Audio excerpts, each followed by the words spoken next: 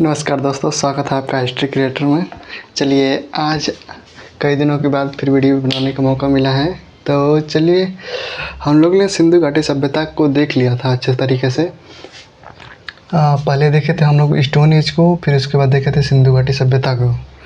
अब हम लोग इसी के सिलसिले को आगे बढ़ाते हुए अब हम देखते हैं वैदिक काल को। वैदिक काल का मतलब क्या हुआ कि एक तरह से ऐसा काल जो द्वितीय नगर कहा जाएगा, द्वितीय नगरी सभ्यता कहा जाएगा। ठीक है, द्वितीय नगरी सभ्यता का मतलब क्या हुआ कि अब एक तरह से सिंधु घाटी सभ्यता को देखें तो सिंधु घाटी सभ्यता एक नगर के स्टेज यानी कि एडवांस स्टेज पर पहुंच के वह स्टेज अब टूट गया। वह सिंधु घाटी कैसे सभ्यता समाप्त हो गई, कैसे विलुप्त हो गई, ये पॉइंट हम लोग पॉइंट हम लोग देखे थे। कुछ मत बाढ़ से कहे थे, कुछ मत भूकंप से कहे थे। तो एक तरह से उसको अनुमान ही केवल लगाया गया है, क्योंकि उसकी लिपि यदि सही से हम लोग जानते तो ये बताने में सक्षम रहते कि ये कैसे इसका विनाश हुआ था। तो एक तरह से सिंधु घाटी सभ्यता को विनाश उसको समाप्त हो गया। उसके बाद आता है आपका वैदिक काल का इरा। उत्तर भारत में कौन सा इरा आ जाएगा? वैदिक काल का। और दक्षिण भारत में यदि कहा जाए तो दक्षिण भारत में, ये दक्षिण वाला भाग में इस समय चलेगा महापाषाण काल। ठीक है, चलिए वैदिक काल। वैदिक विद शब्द जो है, विद शब्द से बना है वैदिक। तो विद का मतलब होता है कि जानना, इसके बारे में जानना। और एक और बात है कि जो वैदिक काल है ना, जब तक सिंधु घाटी सभ्यता को खोजा नहीं गया था तभी तक हम लोग जो इतिहास जो पढ़ना चालू करते थे तो या तो स्टोन एज को थोड़ा बहुत देख लेते थे, उसके बाद सीधे डायरेक्ट आ जाते थे हम लोग वैदिक काल से। यानी वैदिक काल से ही शुरुआत होता था। तो एक तरह से समझिए कि जब सिंधु घाटी सभ्यता की जब खोज हुई उसके बाद सिंधु घाटी सभ्यता चैप्टर में जोड़ा जाने लगा। नहीं तो उसके पहले इतिहास हम लोग का यही चालू होता था। कब से? तो ये वैदिक काल आपका आ जाएगा 1500 से और ये हो जाएगा 600 BC तक ले। यानी कि 1500 से लगभग 600 BC तक ये वैदिक काल चलेगा। इसमें भी 2 पार्ट होगा। मैंने एक बताऊंगा कि ऋग्वैदिक यानी कि जो ऋग्वेद की जानकारी के अनुसार उसमें, यानी कि ऋग्वेद से ही सारी जानकारी उस समय की ली जाएगी और केवल एक ही वेद रहेगा उस समय, तो ऋग्वेद। तो उसको कहते हैं ऋग्वैदिक। और उसके बाद जो भी वेद लिखे गए थे, 3 वेद लिखे गए थे, अथर्ववेद, सामवेद, यजुर्वेद। तो इन तीनों वेदों को उत्तर वैदिक काल में लिखा गया है। ब्राह्मण भी जितने भी लिखे गए हैं, आरण्यक लिखे गए हैं। इस सारे के बारे में डिटेल जानकारी हम रखेंगे। तो चलिए इसको हम लोग शुरुआत करते हैं वैदिक काल को। ठीक है, वैदिक काल को हम लोग सेगमेंट में बांट के देखेंगे। सबसे पहले देखेंगे कालखंड में देखेंगे, फिर उत्पत्ति देखेंगे, स्रोत देखेंगे, फिर विशेषताएं देखेंगे। ठीक है, कालखंड, उत्पत्ति, स्रोत और विशेषताएं। उसके बाद विशेषताओं के बाद फिर सामाजिक, आर्थिक, राजनीतिक सारे पहलुओं को देखते हुए एक तरह से बिल्कुल वैदिक काल को अपने हाथ में ले लेंगे। जितने भी टीजीटी, पीजीटी या किसी भी कोई भी क्वेश्चन आएगा, यूपीएससी लेवल तक ले कोई भी क्वेश्चन आएगा उसको हम एक तरह से ऐसा लगेगा कि ये हल करने की स्थिति में है, ये हमने पढ़ा है। ठीक है, तो एक बार यदि आप सरसरी निगाह से भी देख लेंगे तो यूपीएससी का क्वेश्चन जैसे आएगा वैसे माइंड में क्लिक करेगा कि नहीं इसको पढ़े हैं। और एक बार और बुक पढ़ जाएंगे आप तो यूपीएससी या कोई भी क्वेश्चन हो आप आराम से हल कर ले जाएंगे, क्योंकि एक तरह से मैं इसको तोड़ के अच्छे तरीके से बताता चलता हूँ। चलिए, ऋग्वैदिक काल में सबसे पहले आते हैं कालखंड। ठीक है, कालखंड में ये बहुत ही एक तरह से बृहद पार्ट हो जाता है वैदिक काल का। और ये यूपीएससी और पीसीएस के थ्रू, ये पीसीएस और यूपीएससी में मतलब कि इससे भर के क्वेश्चन आते हैं। ठीक है, और ये टीजीटी पीजीटी में भी इससे लगभग सिंधु घाटी सभ्यता के बाद, सिंधु घाटी सभ्यता और इससे खूब इधर से उधर क्वेश्चन करता है और खूब लेंदी खूब मतलब कि एकदम सोचिए कि टफ से टफ क्वेश्चन भी यहाँ से पुटअप किया जा सकता है। चलिए, तो ऋग्वैदिक काल में इसमें आज एक कालखंड में ये 2 कालखंड हो जाएंगे, आपका एक हो जाएगा ऋग्वैदिक काल, एक हो जाएगा उत्तर वैदिक काल। ऋग्वैदिक काल मतलब कि जब ऋग्वैदिक काल ऋग्वेद जो है जब लिखा जाएगा उस समय कहेंगे ऋग्वैदिक काल, ठीक है। उसके बाद उससे पहले का भी जो काल रहेगा उसको भी इसी में इंक्लूड करके हम लोग पढ़ेंगे। तो एक हो गया ऋग्वैदिक काल, ये कब से कब तक चलेगा, तो ये चलेगा आपका 1500 BC से 1000 BC तक, ठीक है। 1500 BC से 1000 BC तक ले चलेगा। उसके बाद आ जाएगा दूसरा में उत्तर वैदिक काल में, ठीक है। तो ऋग्वैदिक काल पहले हम लोग पढ़ेंगे, उसके बाद कंपैरिजन करते हुए उत्तर वैदिक काल को भी पढ़ेंगे, ठीक है। क्योंकि एक काल पढ़ लेंगे तो कंपैरिजन करने में अच्छा रहेगा, कंपैरिजन करने में सहूलियत रहेगा और कंपैरिजन के तौर पर ही ज़्यादा क्वेश्चन पूछा जाता है कि उत्तर वैदिक काल में ऐसे होता था तो ऋग्वैदिक काल में क्या विशेषताएँ थी, ठीक है। तो ये ऋग्वैदिक काल, उसके बाद आएंगे हम लोग उत्तर वैदिक काल पे। चलिए, उसके बाद ये हो जाएगा आपका 1000 BC से और 600 BC तक, 600 BC तक मान के महाजनपद काल तक ये उत्तर वैदिक काल आएगा। इसी में आरण्यक, ब्राह्मण और जो आपका कर्मकांड, ये जितना भी कर्मकांड जैसे रिलेटेड है, जाति प्रथा, स्त्रियों की जो गिरती हुई दशा, ये सब उत्तर वैदिक काल में ही हम लोग पढ़ेंगे, ठीक है।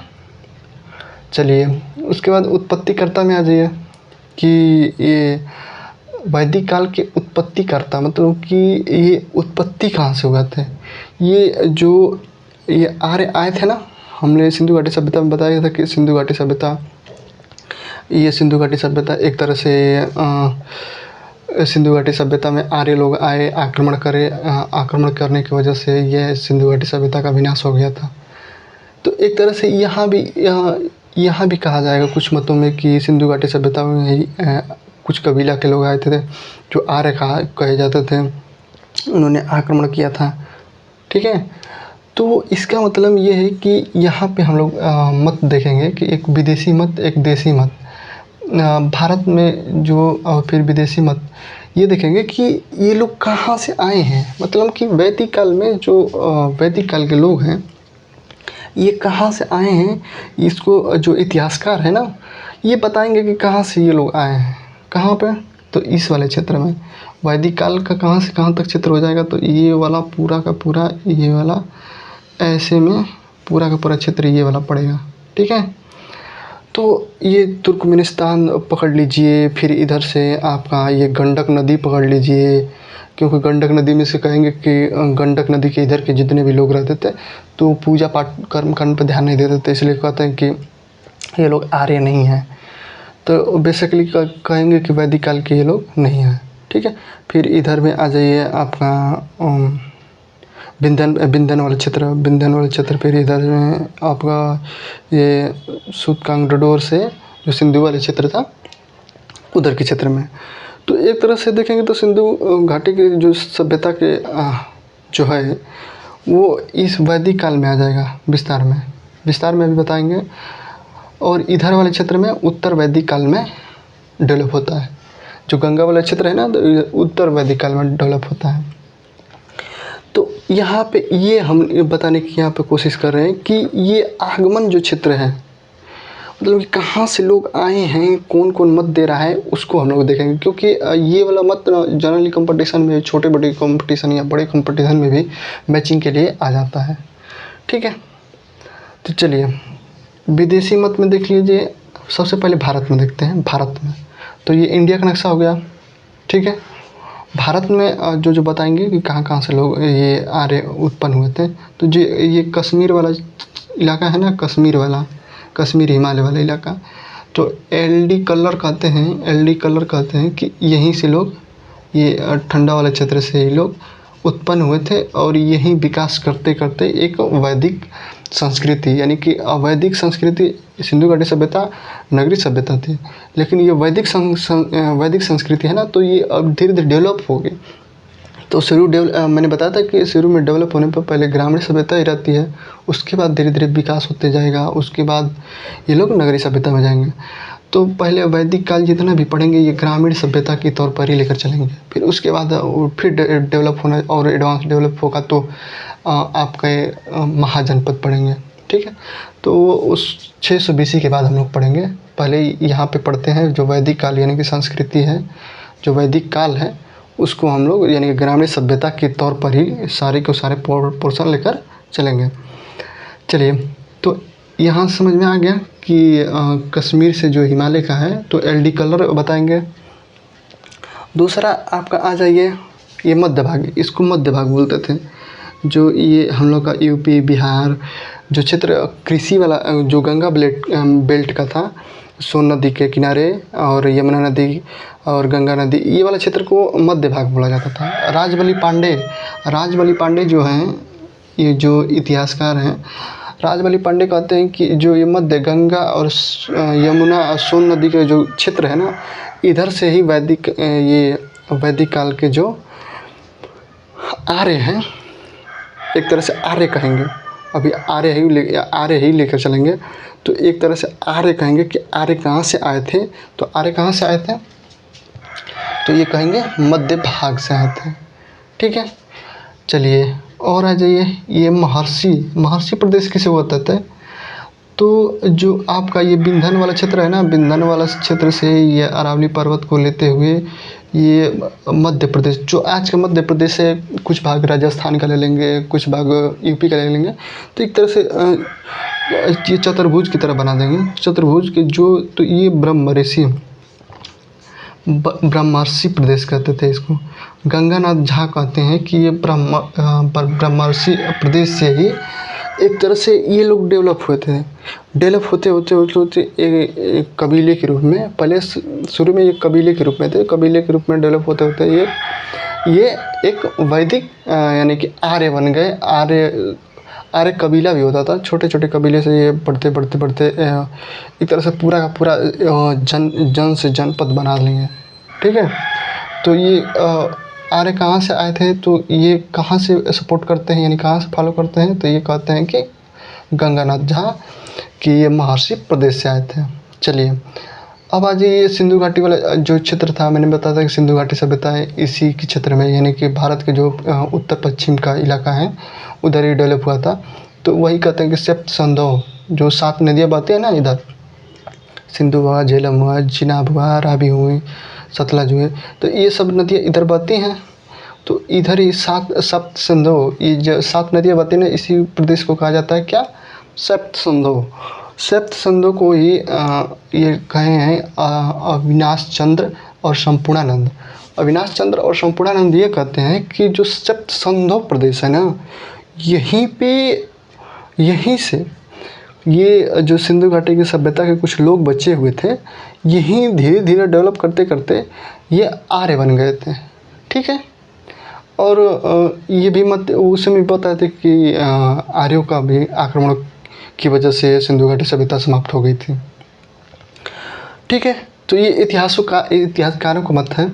फिर ये तिब्बत से आपका जो दयानंद सरस्वती हैं, जो आर्य समाज की स्थापना किए थे। ठीक है, आर्य समाज की जो स्थापना किए थे दयानंद सरस्वती, वो भी कहते हैं कि जो आर्य है ना वो तिब्बत से आए थे। तिब्बत कहाँ पे है, तो तिब्बत ये भारत का जो ऊपर वाला, थोड़ा सा ऊपर आएंगे ये हिमालय से, तो ये तिब्बत का पठार पड़ता है। तो वहीं से बताते हैं कि दयानंद सरस्वती कि ये तिब्बत वाले क्षेत्र से आए थे। ये वाला क्वेश्चन पूछा जाता है, तिब्बत से कौन बताते थे। ठीक है, तो इस पॉइंट को ध्यान रखिएगा, दयानंद सरस्वती कहाँ से बताते हैं, तिब्बत से बताते हैं। फिर पामीर के पठार से कौन कौन बताते हैं, तो ओल्डेनबर्ग और किल एडवर्ड। ये देखिए मैं इसलिए बता रहा हूँ क्योंकि ये लोग क्वेश्चन मिलाने के लिए आता है। तो पामीर का पठार से आर्य कहाँ से आए थे, मतलब कि पामीर के पठार से आर्य किसने बताया था क्या आए थे, तो ओल्डेनबर्ग और किल एडवर्ड मेयर पामीर से आए थे आर्य। ये किसने बताया है, तो ओल्डेनबर्ग और किल एडवर्ड। चलिए इतना पॉइंट समझ में आ गया आप लोगों को कि आर्य पूछेगा कि आर्य कहाँ से आए थे। आर्य के बारे में बता रहा हूँ कि आर्य कौन थे। तो आर्य एक तरह से देखेंगे तो सबसे पहले ये मैक्स मूलर ने, जो मैक्स मूलर एक जर्मनी के फिलोसोफर थे, फिलोसोफर भी थे और हिस्टोरियन भी थे। तो वो उन्होंने 1853 में इस आर्य शब्द का क्या किया था, प्रयोग किया था, पहला प्रयोग। पूछा कि आर्य शब्द का पहला प्रयोग किसने किया था, तो मैक्स मूलर ने, जो जर्मनी के रहने वाले थे, 1853 में पहला आर्य का प्रयोग किए थे। ठीक है। फिर आर्य का और कहाँ वर्णन मिलता है, तो जो ऋग्वेद है ना, तो उसमें 33 बार आर्य शब्द का यूज मिलता है। यानी कि आर्य शब्द का प्रयोग कितनी बार मिला है, तो 33 बार मिला है। आर्य का अर्थ क्या होता है, तो आर्य का अर्थ होता है श्रेष्ठ, कुलीन, उत्तम, सज्जन, साधु, मतलब कि एक तरह से सबसे सर्वश्रेष्ठ कह सकते हैं। फिर उत्तम, कुलीन, ये आर्य शब्द का अर्थ है। आर्य वैसे तो संस्कृत शब्द है, एक तरह से आर्य देखेंगे ना तो संस्कृत शब्द है, जिसका अर्थ क्या होगा, श्रेष्ठ, कुलीन, उत्तम, सज्जन, साधु। ठीक है। ये शब्द सूचक है, जैसे कि एक तरह से आर्य श्रेष्ठ लोग कहेंगे तो आर्य कह दें एक ही बार। जैसे किसी को कहेंगे कि उत्तम पुरुष है, एकदम पूरा मर्यादित पुरुष है, तो इस तरह कह देंगे कि आर्य है, तो एक ही बार डिनोट हो गया कि वो मर्यादित या उत्तम पुरुष है। ठीक है। तो ये आर्य, इन्हीं आर्य को मैं बता रहा हूँ कि कहाँ से ये लोग आए थे, कहाँ से ये लोग यहाँ इस वाले क्षेत्र में, यानी कि ये जो क्षेत्र बताया हूँ ट्रायंगल के तौर पे, इस क्षेत्र में कहाँ से आर्य आए थे, उसी को इतिहासकार मत दे रहे हैं। तो कौन कहाँ से बता रहा है कि कहाँ कहाँ से आए हैं, तो जो ब्रह्मर्षि प्रदेश है, ब्रह्मर्षि प्रदेश आज का जो मध्य प्रदेश है, राजस्थान वाला इलाका है, वहाँ से गंगानाथ झा बताते हैं कि आते हैं। फिर उसके बाद सप्त संदेश से, जहाँ पे सिंधु घाटी सभ्यता के बताए थे, वहाँ से कहते हैं कि अविनाश चंद्र और संपूर्णानंद कहते हैं कि यहाँ से आए थे। फिर आपका जो तिब्बत वाला इलाका है, जो तिब्बत वाला ये तिब्बत का जो पठार है, वहाँ से दयानंद सरस्वती कहते हैं कि यहाँ से आर्य आए थे। फिर आपका जो कश्मीर वाला इलाका है, वहाँ से एल.डी. कल्लर कहते हैं कि आए थे। फिर यह मध्य वाला जो भाग है, वहाँ से राजबली पांडे, यानी कि जो यूपी बिहार वाला क्षेत्र है गंगा नदी का, वहाँ से कहते हैं राजबली पांडे कि यहाँ से आए थे। इतना बात समझ में आ गया। पामीर से बताए थे ओल्डेनबर्ग और किलमेयर। आज ये विदेशी मत, यानी कि विदेश से अभी आर्य देखो यूपी से कर रहे हैं, ये पूरा इंडिया से बताया है कि यहाँ से आए थे। अब देखिए कुछ विदेशी भी कहेंगे कि आर्य, मतलब कि आर्य एक तरह से इतना श्रेष्ठ और इतना अच्छा है ना, कि ये विदेशी इतिहासकार भी अपनी तरफ खींचना चाहेंगे कि हमारे यहाँ से पैदा हुए थे, ये साक्ष्य देख लो, मेरे यहाँ से आर्य पैदा हुए थे। तो वैसे ही देख लीजिए कि दक्षिणी रूस से कौन बोलेगा, नेहरिंग, ये भी रूस के हैं, तो ये अपनी तरफ खींचेंगे, कहेंगे कि आर्य हमारे यहाँ से आए थे। कहाँ से आए थे, तो दक्षिणी रूस से आए थे। जो बैक्टीरिया वाला इलाका है, जो मध्य एशिया का, मैक्स मूलर बताया था ना कि मैक्स मूलर जर्मनी के करीब में थे, तो वहाँ से कहेंगे कि ये मध्य एशिया से आए थे। मध्य एशिया कहाँ है, तो जो एशिया का जो मध्य वाला इलाका, मध्य में जो आपका पड़ेगा तुर्कमेनिस्तान, अफ़गानिस्तान, फिर से उसी के लिए हुए ईरान, तुर्की, ये वाला इलाका में से कहेंगे कि मैक्स मूलर कि इधर से आर्य आए थे।